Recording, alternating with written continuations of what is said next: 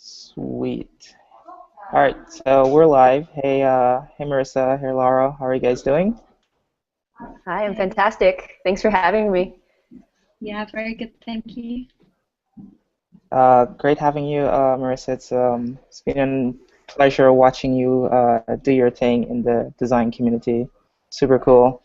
Um, so before we kick off, I'll give you the time to tell us a little bit about yourself before we get into the Q&A, the questions and conversation. So why don't you tell us a little bit about yourself? Yeah, definitely. So I was born and raised in San Francisco and come Nice. from a family that's been in San Francisco for over 100 years now. So going on the third generation San Franciscan right here. And I have always wanted to be an entrepreneur since I was very young and come from a family of entrepreneurs on both sides of the family and just was fascinated with the concept of being able to bring something into the world that's of incredible value and that impacts people's lives. And I've always just had that goal in mind. And as I was growing up, I spent a lot of time doing arts and crafts. So drawing cartoons and painting and sewing and doing lots of little things like origami and rubber stamping and making cards and decorating stationery. And so I did a lot of creative things growing up. And the the funny thing is that as I was in high school and applying to colleges, I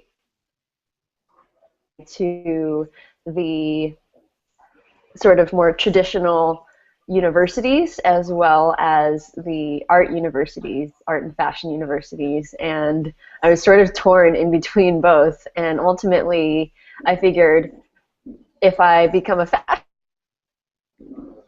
I'd be begging for a job and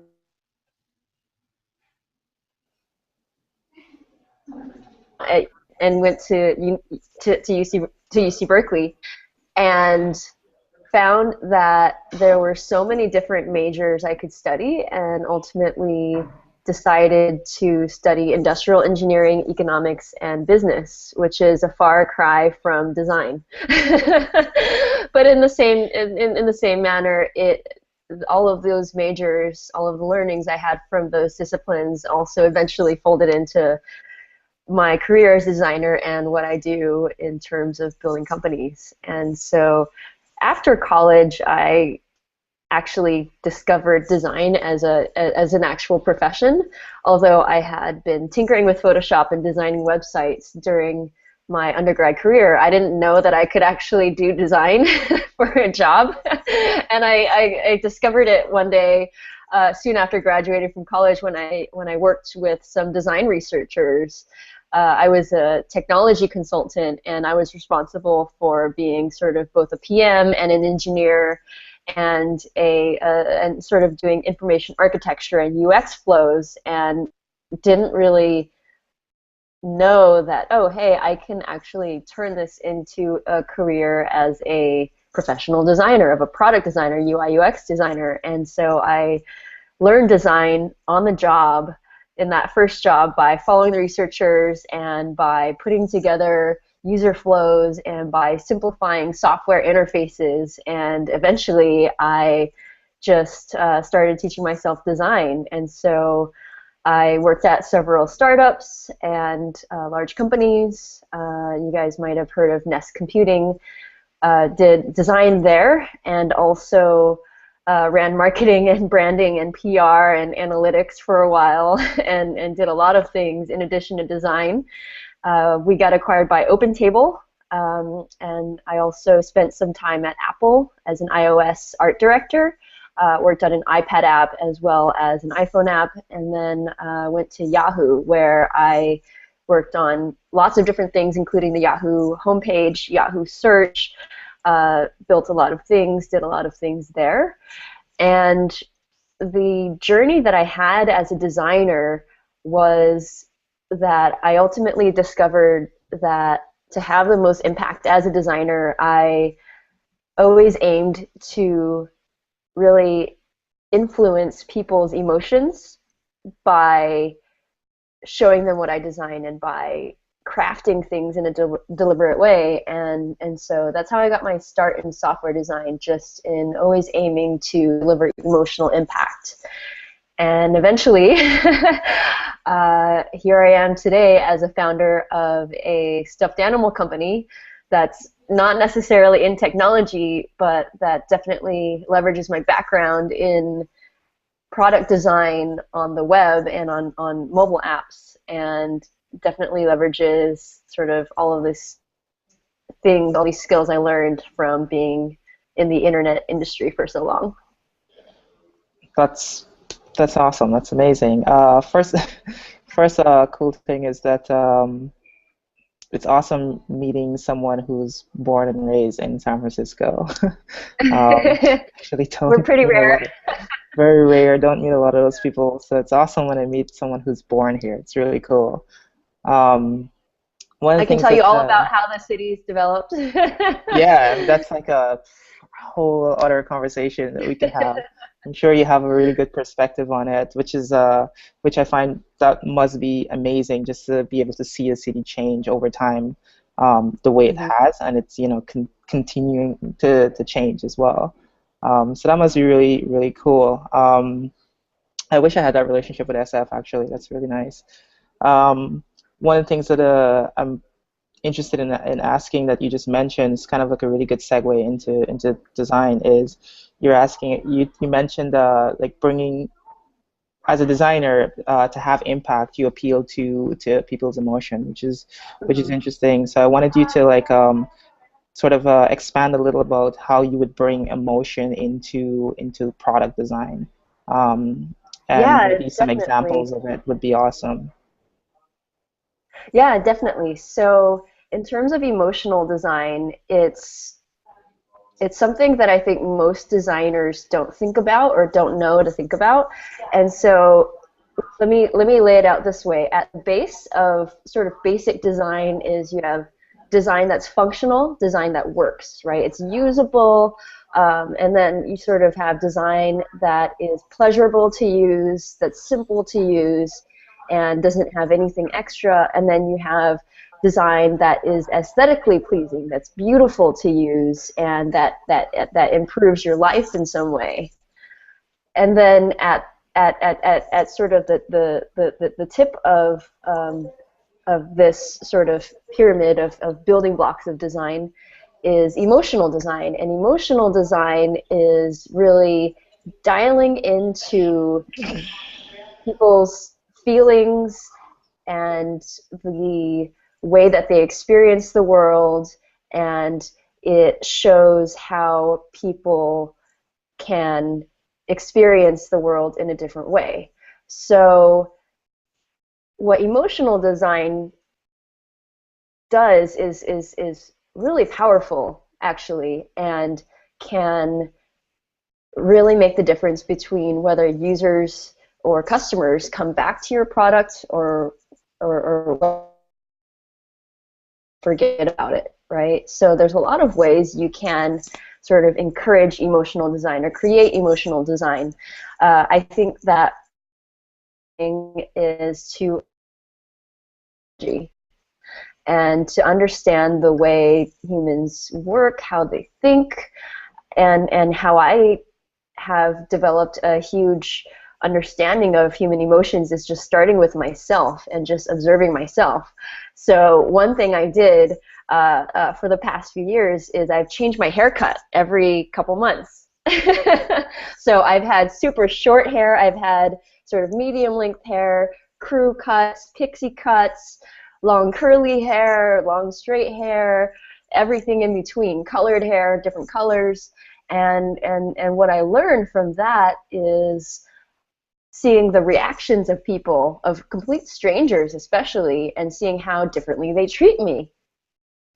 And I'd also observe, how do I think differently? How do I potentially behave differently in the world if I have different haircuts?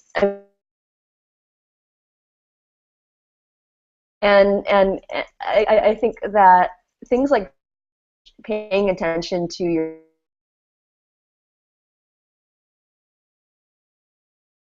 or just observing people interacting with each other is so important. Also, for emotional design, it always has to come from a personal place.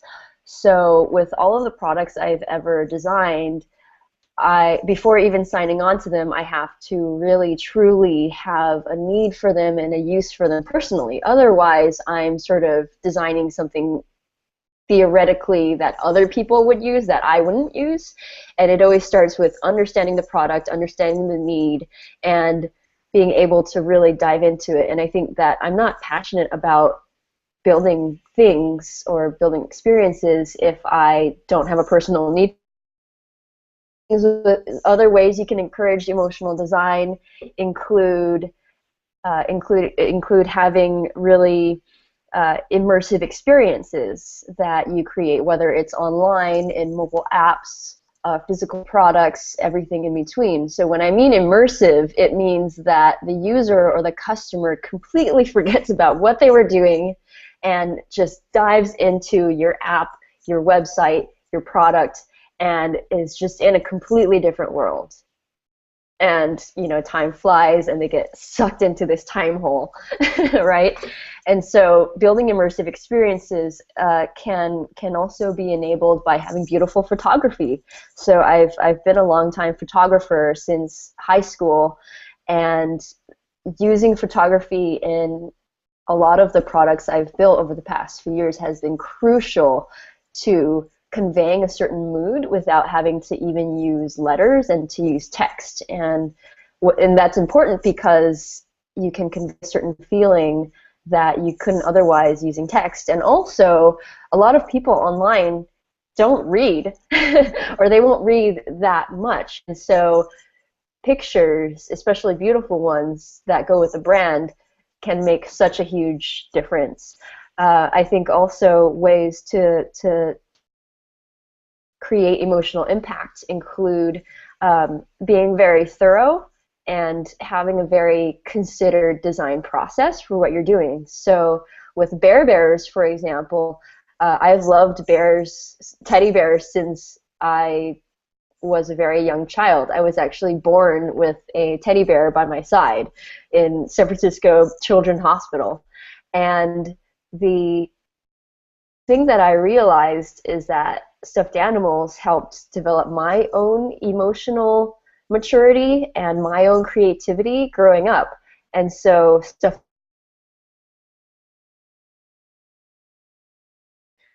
as I'm designing stuffed animals myself now, can remember and dial into the feelings I've had and to the emotional impact that they've had on me as a child and even as an adult, and build in those learnings into my products. So considerations for our design process include, what does the fur feel like? How squishy is the stuffed animal? What's the facial expression? What types of animals are we using? If there are endangered species, right, that we're designing, how do we not just design a stuffed animal that's an endangered species, but also help build momentum for a sort of campaign that is trying to save the endangered species that we're making a stuffed animal out of? How do we add fuel to that fire? How do we encourage people to donate even if they don't purchase a stuffed animal? And so there's lots of considerations with stuffed animals even, and so you have this sort of cyclical process of the product that you're creating having some instantiation of the product that you're creating having had an emotional impact on you, and then as you're creating a version of that, and hopefully a better version of that, then you factor in all of the best feelings and best experiences that you've had because of that product, even before you necessarily started designing the exact product that you're working on. That's cool. One of the things that I kind of latched on to there, I think a lot around culture. So one of the things Yeah. I latched onto there is you're better at emotional design when you're passionate about the product you're building, and that's very much true, right? And I think a lot of people or a lot of companies overlook that. It's like, oh, having, you know, there's a lot of designers working on products or jobs, and they complain about it. They don't care about the product. They're not passionate about it. So it's really hard to. I would imagine in that situation, it's really hard to do emotional design just because you're just not emotionally invested into that product or what they're trying or the problem they're even trying to solve. So it's really good learning where you could Exactly. you hire, you get the designers where they're passionate about it. So if you're working for products for pets, for example, Mhm. are they passionate about pets? Do you have a dog? Do you have a cat? Those kind of things. Because then you're bringing your own problems to it. Not only are you emotionally vested, you're bringing your own problems that you're trying to solve that I'm Right. sure would match others out there. And it just increases your level of empathy um, Yes. with the Yes. users. That's the main thing, right? So yeah, that's a really solid point. I did, Yes, and also just to jump in here is, yeah, if you're passionate about a product, you're going to be obsessing.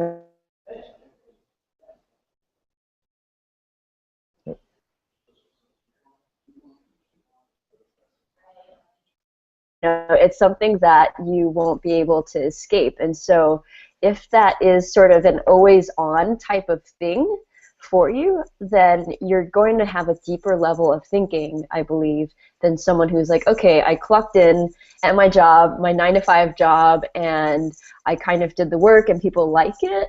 It's way beyond that, but you're aiming to truly make a difference by having a very thoroughly considered product that, I mean, doesn't necessarily solve all of your user needs, but truly is something that solves needs for the majority of your users.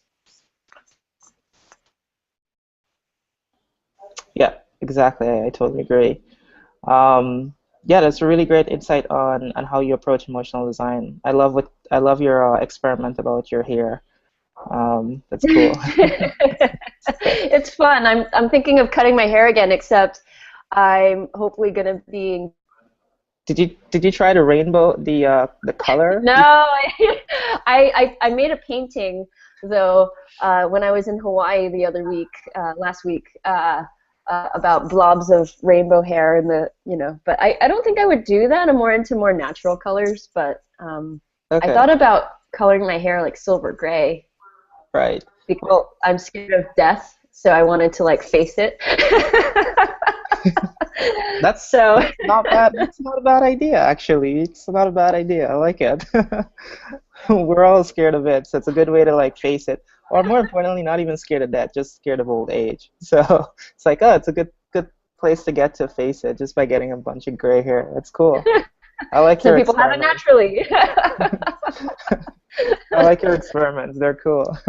Yeah. I'm gonna jump into the top question here from Harshil Sharma. Hey Marissa, I'm curious to know that why did you choose to start your own venture instead of continuing working in some big companies like Apple and Yahoo? Which is a really great question. You're Yeah. working in some amazing companies, some of the best companies on the planet. So why switch to your own thing?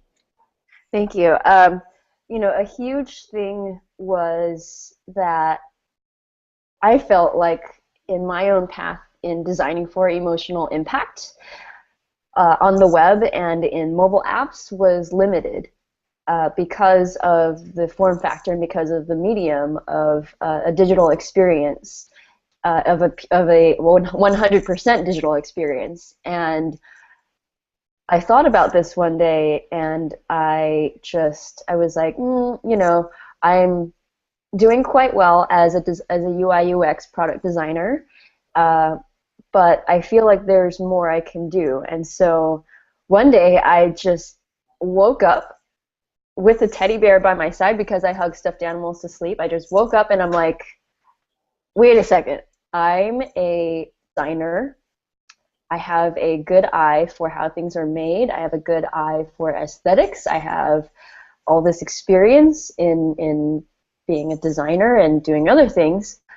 What if I design stuffed animals, the thing that I've loved since I was born, the thing that has had such an incredible impact on my life and impacts so many hundreds of millions of people's lives.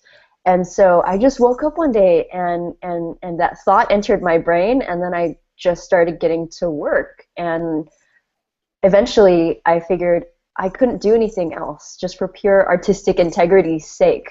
I really couldn't. And so I enjoyed working, and I really appreciated the tenure I had at them, and I learned so much. But at the same time, there's a point at which you have to decide, okay, what can I do versus what must I do with my life? I can be a designer, but I know that I'm driven by this desire to be an entrepreneur, and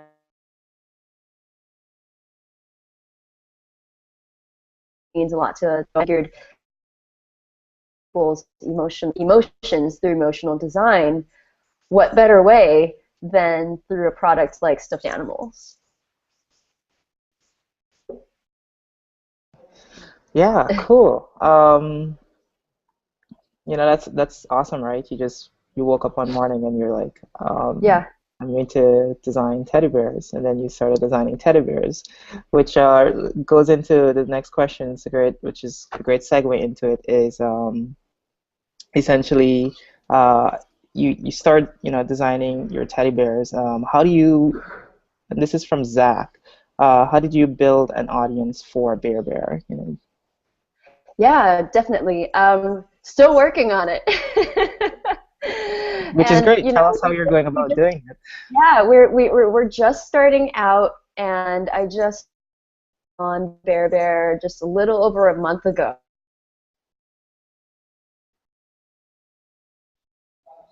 I think the thing that has helped me is friends and people who are encouraging me, people who already know me and my personal brand, who are just loving what we're doing with Bear Bear. I think online I also have groups of followings in different networks and different apps and stuff. So I think a huge thing that has been helpful is,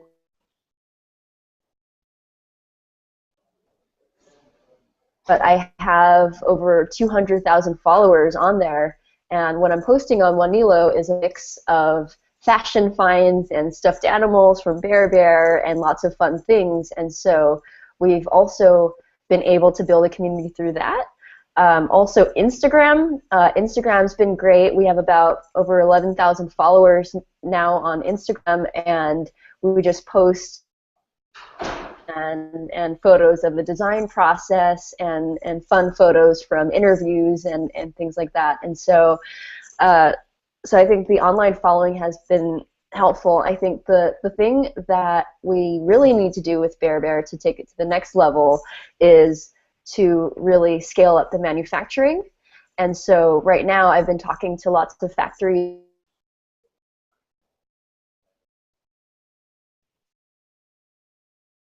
and seeing, hey, like, how can we scale up our manufacturing and go and pitch the big, large retailers out there, Toys R Us, Neiman Marcus, etc. So it's one step at a time, but you guys are catching me at the point where it's super early. I'm a solo founder and only founder, and I've got to do everything. I've got to do not just designing the stuffed animals, and overseeing the small batch manufacturing right now, which is happening in San Francisco and in Europe, but also I have to do all the marketing, all of the logistics, and all of the business development, all the sales. So, you know, in addition to not even talking about the website design and branding, you know, so it's a lot of things that are competing for my attention. And so it's definitely one step at a time. And the toy industry is super slow compared to the internet industry, where if you have a website that starts to take off like honey, you just throw some Amazon web servers at it, right? Like basically assuming that you have a solid, Damien's laughing, a solid back-end infrastructure. But with stuffed animals, you can't do that. It's not like they're just like raining from the sky. You know, for each of these guys, you know, they take a couple hours to make, for a human being to make, and they're all handmade. And so, you know, it's a very slow process. And also the industry itself is just, you know, there's not like huge VCs who are accelerating things. There's not incubators. There's have in the internet industry, different fields, and it's something that I'm learning. And so, you know, right now it's a matter of me every day figuring out on my Trello board which tasks are important and which things to do. And sometimes I forget things, and sometimes I spend way too much things that ultimately in the grand scheme of things aren't very important. So I'm learning and refining my own process every day. Cool. So I want to synthesize a little bit, even from my learning, what you said there about building an audience. So it's kind of important for people to get that. So essentially, Marissa, you have one of the things that you mentioned there is that you have this personal brand, right? So in a way, you're starting from scratch with Bear, but you're starting based on that personal brand. So you have your personal brand. It's on Winello, and you have Pinterest, and you have Twitter, and you're able to like use that as a platform to leapfrog Bear into the following or the audience it has today, which is, you know, quite a lot when you think about where you started from. And now what I like is that, or what's interesting to point out is that you're leveraging Instagram, which is a platform I also leverage a lot. To sort of build your audience, right? And I like that. What's interesting, and you know, when you're building a platform, following or audience on Instagram or Twitter, it always comes down to one thing: what is the content that you're sharing, right? So what's awesome is that on Instagram you're sharing the sort of the design process for Bear, and I figure like that's really great content that people would enjoy, and hence they'd follow you. So you've literally gone from like, you know, creating this account from 0 to now 11,000 followers on Instagram, which is quite an accomplishment in itself. So it's super important. What I wanted to point out there is you know, this strategy in sort of like leveraging your personal brand and sort of leapfrogging and building the Bear brand. And it's really awesome that you have like Winello, which makes a lot of sense. So the audience on Winello, it's cool, right? That because it's a great audience for Bear versus it might not be the same audience. It might not be as an engaged audience as like Twitter is not as engaged an audience as say the Winello audience, right? Right. So it's kind of interesting that your brand, your personal brand in a way is already it reflects your passion. Therefore, it made it not easy, but feasible for you to sort of like leverage it to Bear's advantage and sort of like build that audience. So I think lesson to learn is think carefully about your personal brand. Be very intentional about it, because you will need to leverage it in whatever you do in the future. Am I right? Yeah, definitely. And, you know, it's helped me in so many other ways as well. And other things that really just help me personally is people send me messages or even tweets or even emails about how much is impacting them and how much more comfortable it makes them feel about their love of stuffed animals, especially if they're adults. And it's been so incredibly touching, and it's like, okay, this validates that what I'm doing, even though right now is slow, Yeah. that it validates what I'm doing, and that it means something to people, and that it means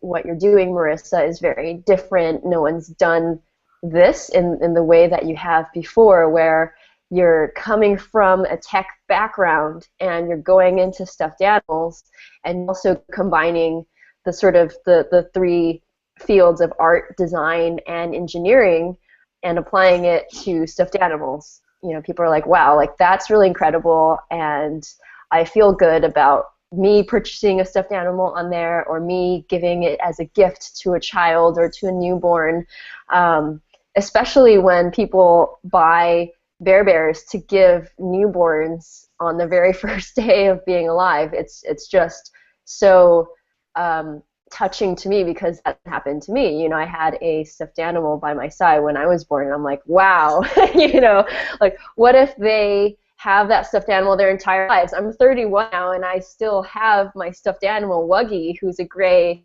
teddy bear. You know, my mom kidnapped her, and she has her now, but she's probably like in Disneyland, or Disney World rather. My mom's in Disney World showing me photos of her stuffed animal she's brought. But but you know, it's so incredibly important for me to just feel supported back by the community, because it helps me just know that I'm doing the thing, and it also helps give me feedback on how to change course, on new products to build. I actually get a lot of feedback and a lot of product ideas from my audience, and so we're creating a unicorn bear because lots of people kept on asking me for it, and I wouldn't have thought of making that without, you know, without the help of people telling me they want that. And I'm like, okay, if all of these friends want it, there's probably a lot more people out there who I don't know who also want this. And so, you know, so that's something that we're making. We also have a lot of custom orders from people. So a friend of mine is ordering a manatee for his little niece, and people are requesting stuffed animals that look like their dogs or their cats, you know, and so there's lots of really interesting things there. But in terms of scaling up the sort of the demand side of things, also next steps for us beyond just, you know, me tweeting out things or me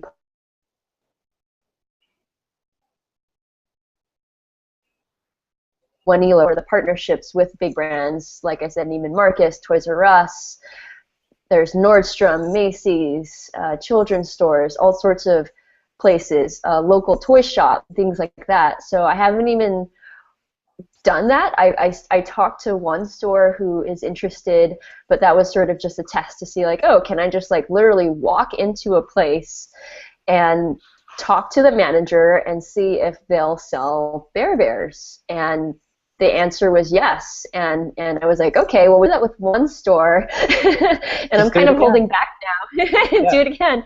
I could do it again, but at the same time, what we're also balancing is product development. Yeah. And so I'm a new type of stuffed animal from Bear that's completely different from anything we've ever done. It incorporates physics and LED lights and lots of different components, and it's quite different, and it's different from anything I've seen out there. And so, you know, that's another thing I have to balance, is figuring out product market fit. That's probably a term, you know, Damien, you know that term, and a lot of designers and entrepreneurs know that term, but basically product market fit being that you've created a product that there's a huge market for, and that people are willing to sign up for and use and purchase. And the challenge that I face is that it's hard for me to determine whether or not I've got a product that is worth scaling up and making thousands or hundreds of thousands of, because I don't know yet if people will want them. And You should, so unless... That's what we can help you with. That's what I do every day. Awesome. We need help. Can help you validate that idea. at scale, essentially. That's what we do at Neo. I think, yeah, I think that that makes sense, that you would want to find product market fit. In some ways, you've validated already, but you want to like figure out how big is that market for it, which I Yeah, think would be fairly big. yeah. Um, which brings one of the, I think you might have touched on this earlier, but one question coming in from Elliot, is, so now you're working as a designer for yourself at Bear Bear, and you've worked at companies like Apple and Yahoo. So what is the main difference between working as a designer for companies and working for yourself as a designer? Which is hardest? Yes, working for yourself is hardest because you don't have any time constraints. I can do whatever I want, which is also the worst thing. I don't have people hounding me for things. I do have my team that's helping me make the stuffed animals that ask me lots of questions, and we go back and forth, and we exchange sketches and revisions of things, and give feedback on products and things like that. But other than that, I'm pretty I'm not running a team that is, of dedicated employees. I don't have a co-founder, right? And so it's almost harder to have all that time because no one's going to advise you on how to spend it, and there's not necessarily a huge client or an upcoming release that you have to do. It's all sort of relative time frames and whatever you want to release things on. Unless it's like a customer who's ordering something and you need to get something to the customer by the time the baby's born and things like that. There's not huge. When we scale up and if we're to retail at places like Target and they're like, hey, Marissa, we want 1 million of these Bear Bears in 6 months or 9 months, it's like, okay, time frame, ready, set, go. And if we don't meet that time frame, we might be facing a multi-million-dollar lawsuit, right? So that whole loop of complication as well. But in terms of designing at large companies, it's also difficult in terms of having to manage relationships, and large companies have yearly reviews with your manager or quarterly reviews and things like that in that sort of bureaucratic sense. And that is something that's sort of like a necessary evil in the large companies, just to make sure that people are hitting their targets and things like that. And so those are sort of guardrails for what you're supposed to be doing. And so I kind of find that for me, myself, personally, I'm not one to really enjoy following other people's rules.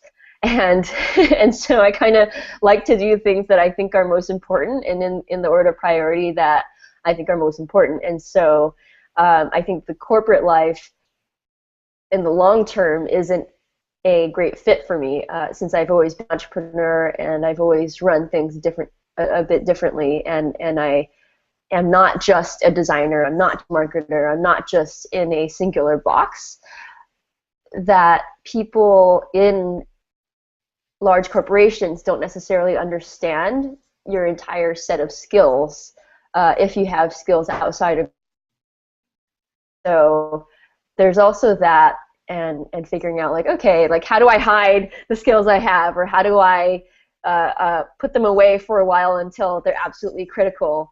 So you have to also think about that, and being able to keep people happy on your team and team dynamic.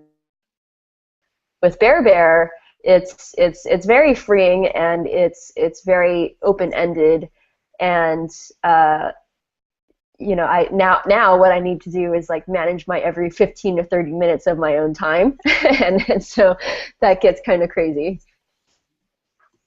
Yeah, that's really interesting actually. That's something I experienced back when I worked for a large corporation too, and Yeah.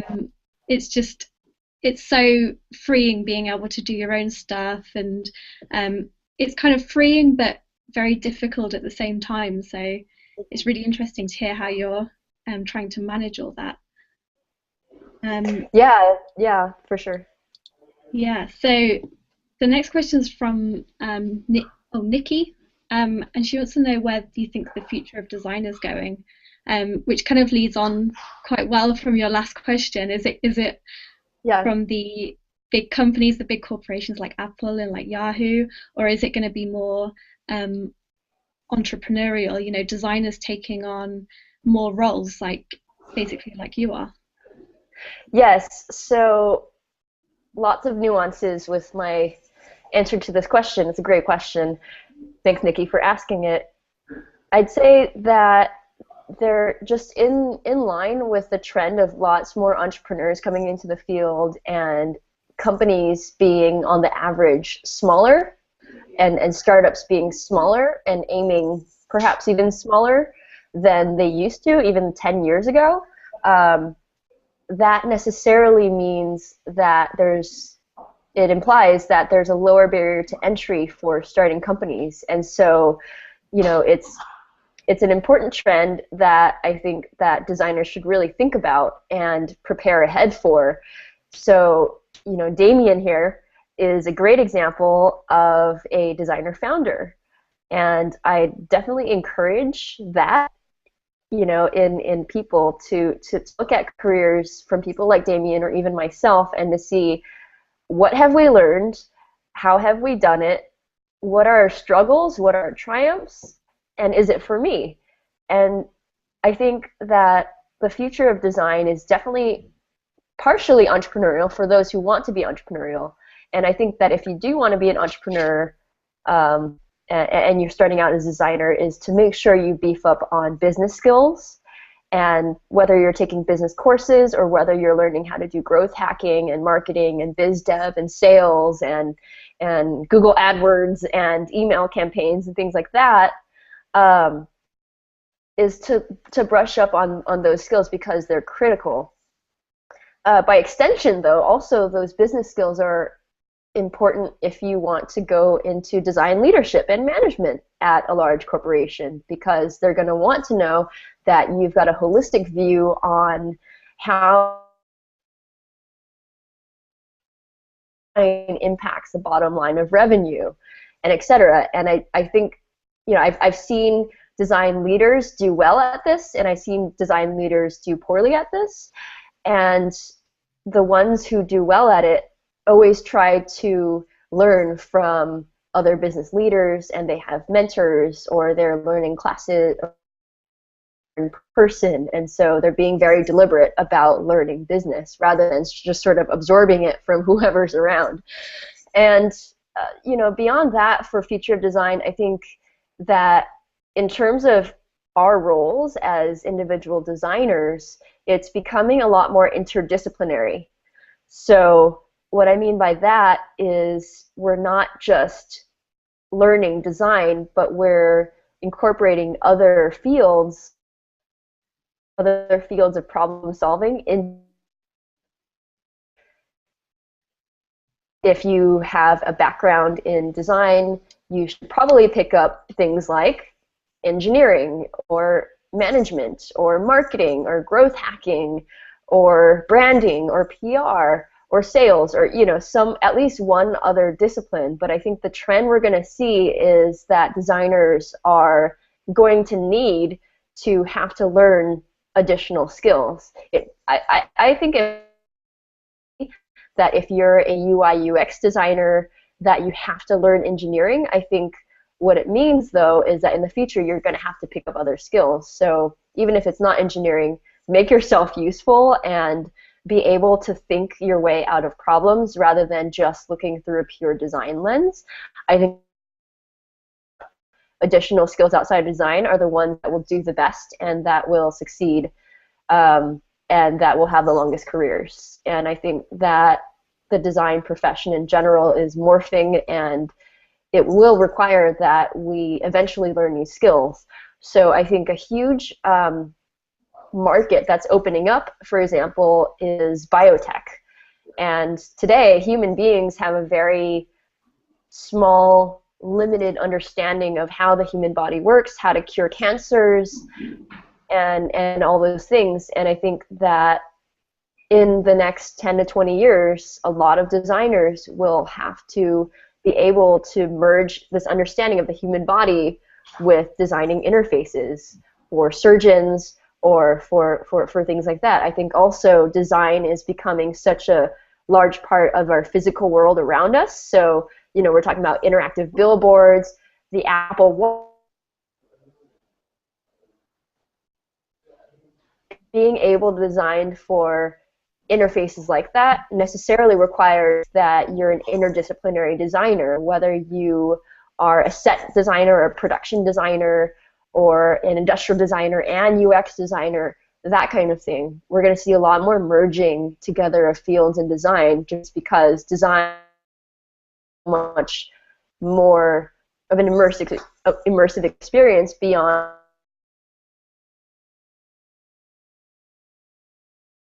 be in deliberate products where it's not just physical products that aren't connected to the internet.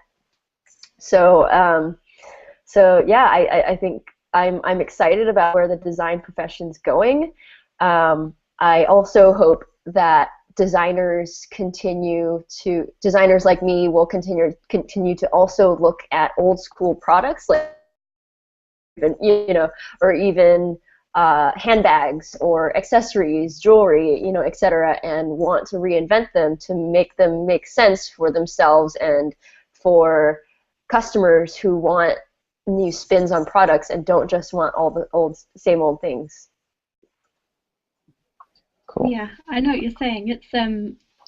It seems like it's a lot about problem solving, which is what you're basically saying, isn't it? So instead of seeing yourself as a UI or UX designer, you see yourself as someone who has some kind of problem to solve and can easily kind of jump into different areas and, into like the business side of it, into the strategy and stuff like that quite fluidly, and finding out the problem rather than just sort of putting it onto somebody else.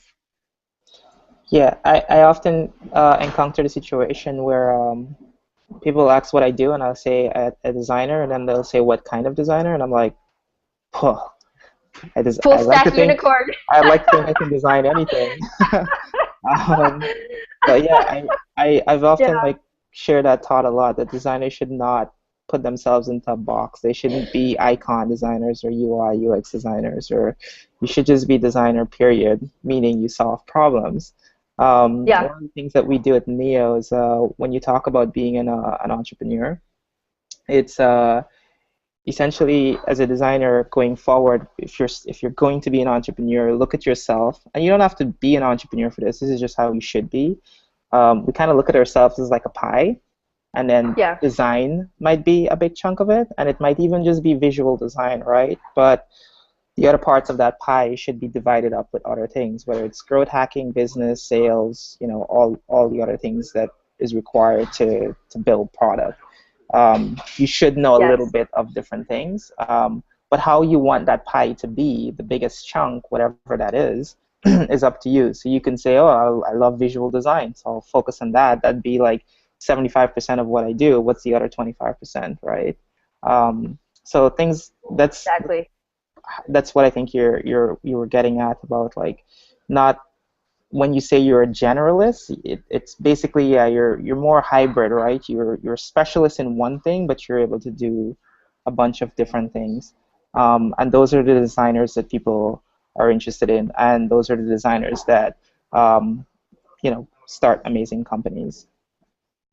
Yeah, I think so. And I think of all of the disciplines you can learn, including engineering and sales and marketing, growth hacking, design. I think of them all as languages that you're learning, just like English, Spanish, etc., and French and Italian and etc. That's cool. Is that they're all languages, and they're all different ways to solve different problems. And the more languages you know, the more international. And the more well-rounded kind of designer you are. I think that's something that companies should do when they're hiring designers, is to ask designers not just how good of a designer are you, but like you're saying, Damien, like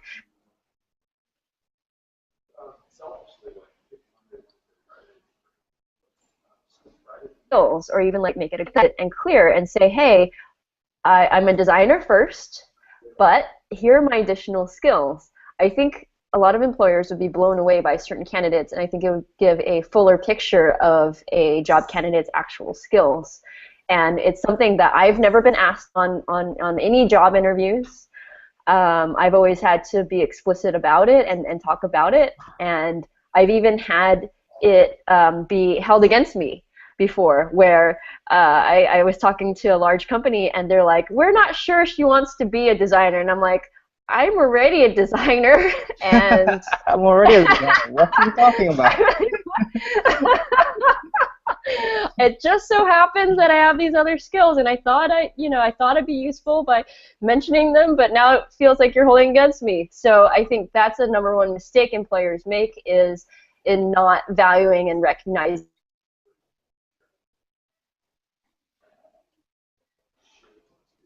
It's a lot easier to learn these skills on YouTube, to learn from friends, to learn online courses. Sometimes these courses are 20 minutes to an hour long.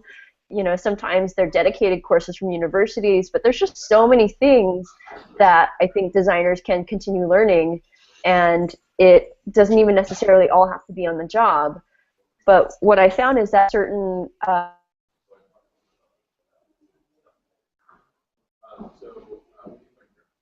of designers. So yeah, I think I fully support when designers want to sort of become more hybrids, or to add on additional skills. Cool. We've been on for almost an hour, but there's one question I'll put in there, which I think is a really awesome question. This is from Julia, and she's basically saying, I love the just fucking do it approach. To expand on that, what motivates you on what motivates you on the tough days? Great question. Really great question. Yeah, what motivates me on the tough days? Every day is a tough day. Every day I have to decide to be on it. And if I don't decide to be on it, I'm not on it. I'm not on top of things. I'm not powering. And JFD, fucking do it, means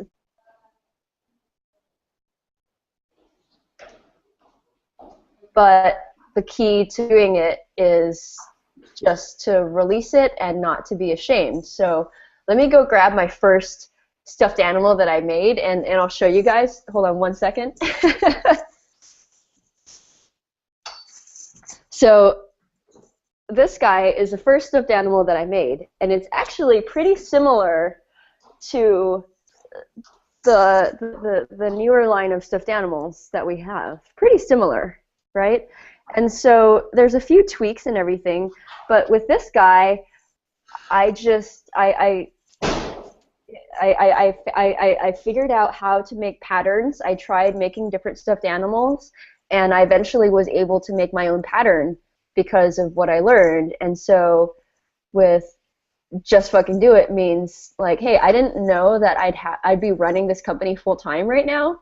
I just love stuffed animals, and I wanted to see what could happen. And so I think a lot of times we hold ourselves back because we're not sure if the result is going to be perfect. We're not sure if the result's going to be good. We're not sure if we're qualified, or we're definitely not qualified to be professionals at whatever new thing we're doing.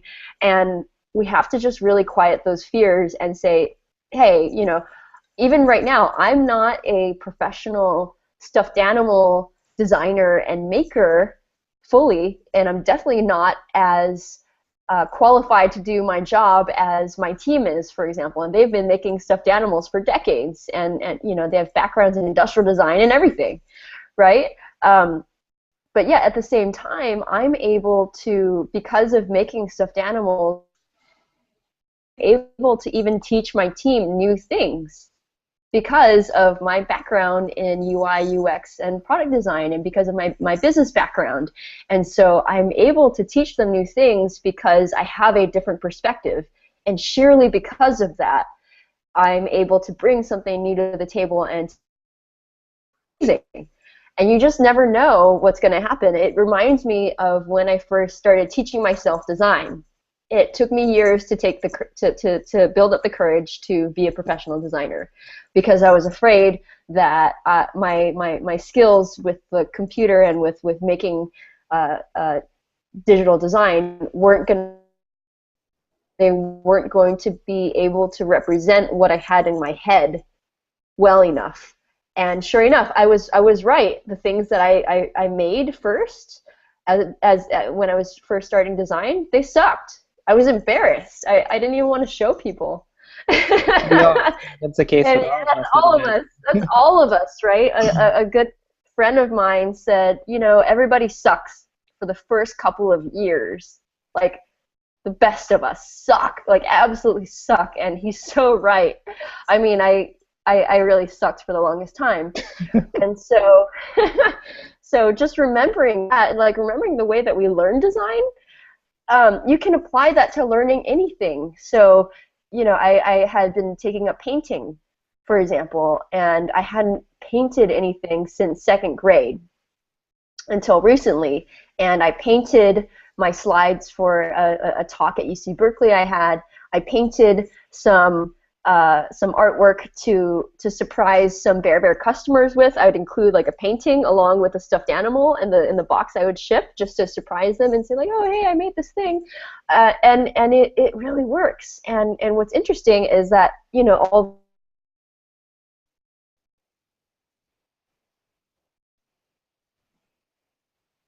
I can express the artwork, the artistry, the sort of the creative angle of what painting and art means, and incorporate that into Bear Bears as well. Whether we are developing new lines of stuffed animals, or whether we're including paintings, or whether we're including it in our branding, right? And so a lot of the skills that I've picked up in the past 1 to 2 years are completely new. Stuffed animals. I picked up industrial design. I designed my own engagement ring. First 3D design I've ever made. It was on my engagement ring. So that's that's definitely a big risk. and so JFDI, just fucking do it. I mean, it's so important to be able to chase the things that you're interested in. And a good friend of mine said, Marissa, you just do whatever you want, don't you? And I'm like, yeah, pretty much.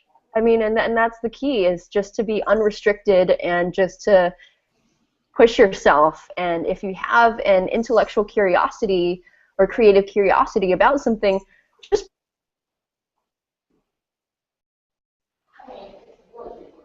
throw it away. The thing that can happen is you get really fascinated by it and you build it into other things that you're doing, or you choose to pursue it professionally and build a company out of it. Nice. If yeah, I guess if nothing else inspired you, I think that should definitely inspire you. Great. Couldn't say that any better at all. That was really awesome. That was our last question. Laura, do you have any that you'd want to chime in on? Any questions? No, well, you kind of answered mine, which I posted earlier, but I think that was a really good ending. I'm feeling very inspired myself to Yeah, that was a just super inspiring not to ending, paraphrase actually. Mike or anything. Anything else you'd like to share, Marissa? That's about it. For anyone in the audience who's listening, whether you've purchased Bear Bears or whether you're curious about them, definitely continue to send us feedback, because we do listen to every single point of feedback, every email, every message I get. We listen truly, and we incorporate so much of what we hear as feedback. Definitely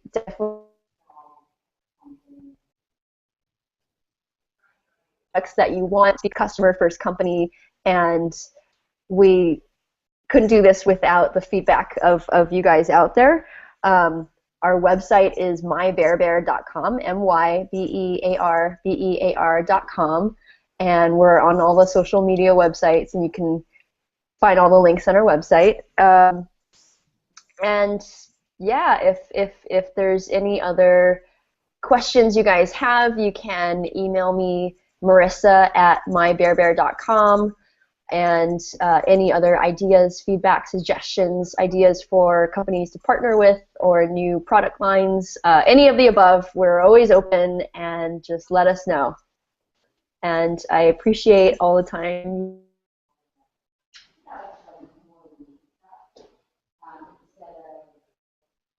Laura and Damien say that I've used Honey for Designers Guild, which is a community that I lead, Designers Guild and Designers Guild for Justice, and we've really truly appreciated being able to use Honey to get feedback on our logos, and we've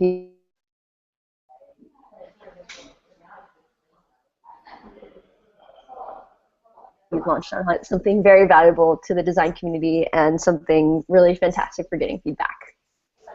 Awesome, thanks. That's really good to hear. That's really great to hear.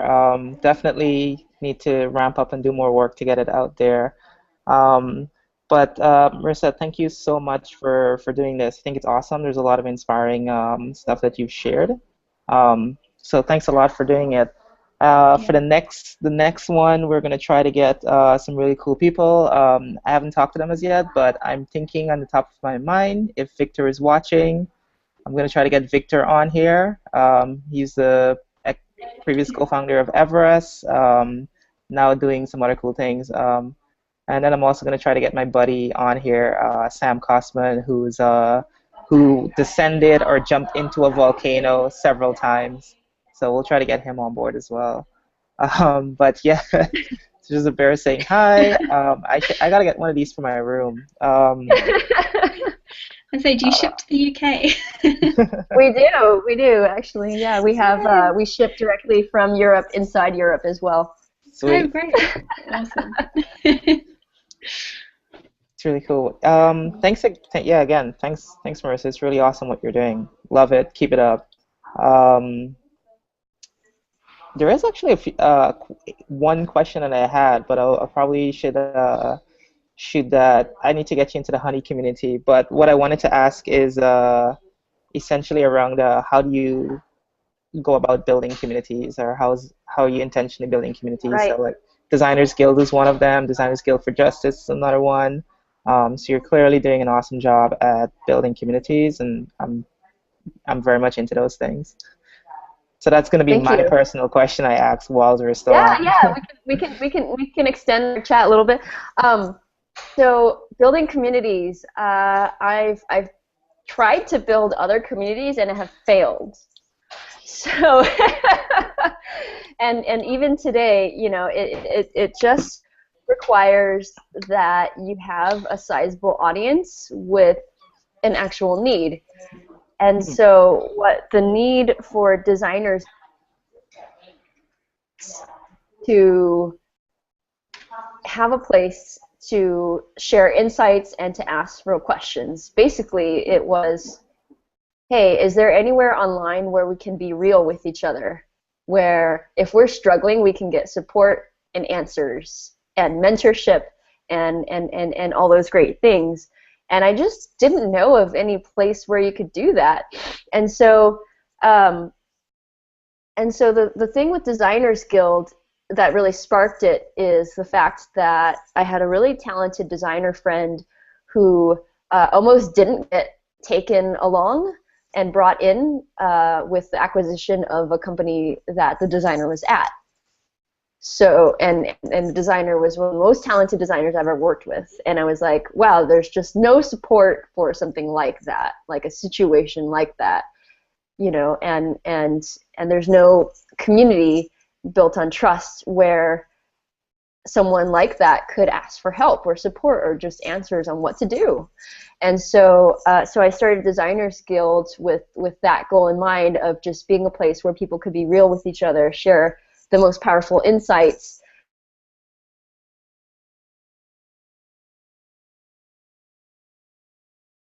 Guild has our sharing insights across lots of different design industries. So we share insights from toy design, industrial design, graphic design, UI, UX, product design,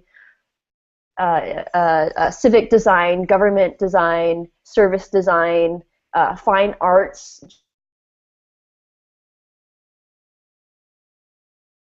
photography, lots of other things that I just, that I didn't mention. It's probably 30 to 40 different industries that are included in Designer's Guild today, at least that I know of.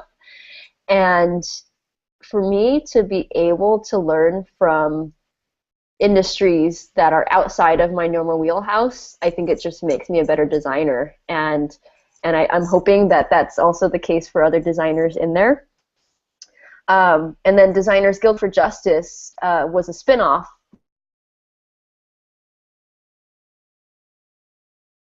One day, a lot of issues, a lot of trauma going on around the Trayvon Martin situation and Mike Brown and things like that, and just like huge problems in the world. And at the same time, like, there's lots of designers, and design is a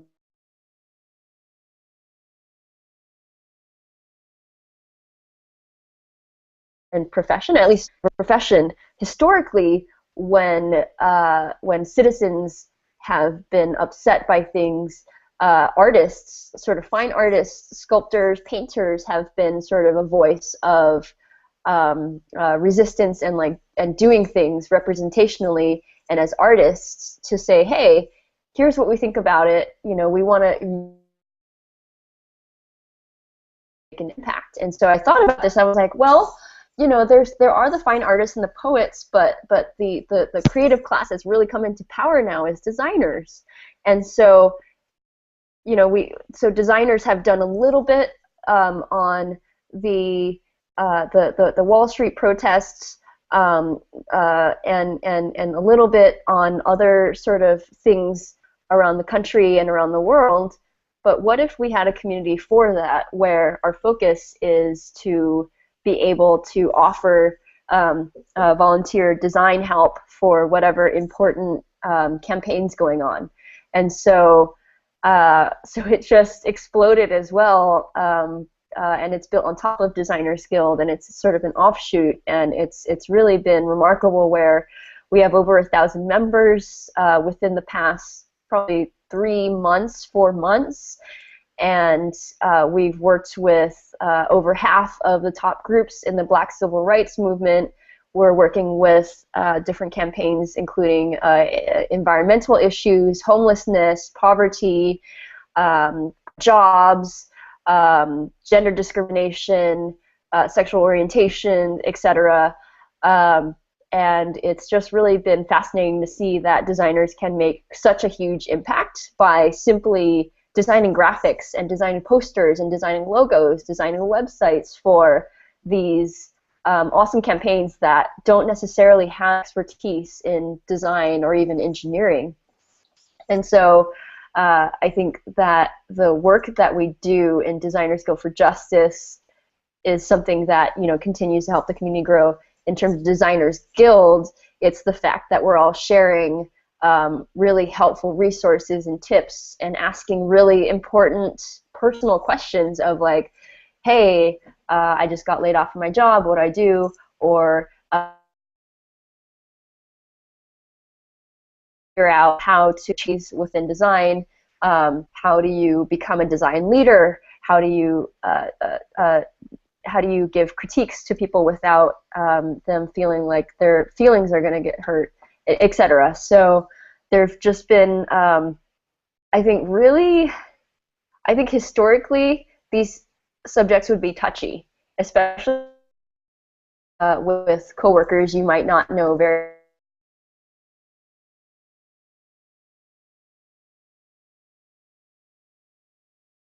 real issues for foreigners that we all go through issues and we all go through hurdles and we all can use help. And so I feel like these communities have been successful just because we're tapping into the right problems. But yeah, I don't feel like I'm by any means an expert at building communities. I think we just happen to find a need and happen to know some of the right people, and those people have invited in additional members in the community, and that's how we grow. That's awesome. Yeah, I think I hadn't heard of the Designers Guild for Justice, but that's a really something I I heard of Designers Guild, but I didn't know there was one for justice. But I think Yes. designers are a really socially conscious group anyway, so it's really good that you've been able to do something that kind of puts that, gives them something to do. Basically, it's like the crisis in Nepal at the minute. Yes. I'm really interested to see how designers are kind of clubbing together to help, and not just designers. All sorts of people are clubbing together to help with that. Like I know some people are donating 100% of their profits from illustrations and stuff that they do to the cause, which is really good. So Yeah, it's really that's been a topic lately is the earthquake in Nepal, and with Designers Guild for Justice, I reached out to WWF, the World Wildlife Foundation in Nepal, to its director, and I was like, oh, hey, what can we do, especially about endangered animals? So endangered animals are hugely at risk in Nepal right now. About a quarter of them, over 25% of all species in Nepal are actually endangered, and so some of the animals, including the red panda, are definitely affected because of the earthquake being in and around their natural habitat, for example. So, lots of things, Laura. If you want to jump in,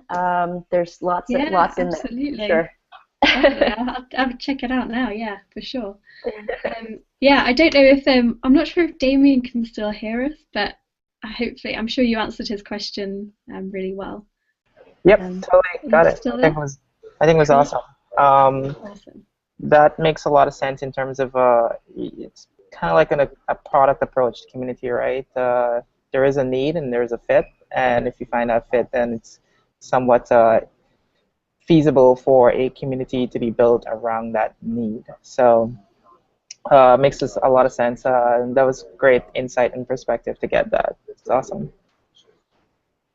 Yeah, so that was my one personal question I had that I forgot to ask earlier, but better later than never. Yeah, for sure. Cool. So yeah, I think that's it from me in terms of questions.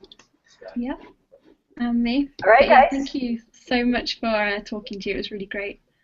2 thumbs up. Thanks for doing this. It was awesome. Yeah. All right, guys. All right, Cool. thanks a lot. Thank you. Cheers. Bye, Bear Bye. Bear. Bye. Bye, Marissa, I'll see you Beba. tomorrow. Yes. See you. Bye. See ya. Bye.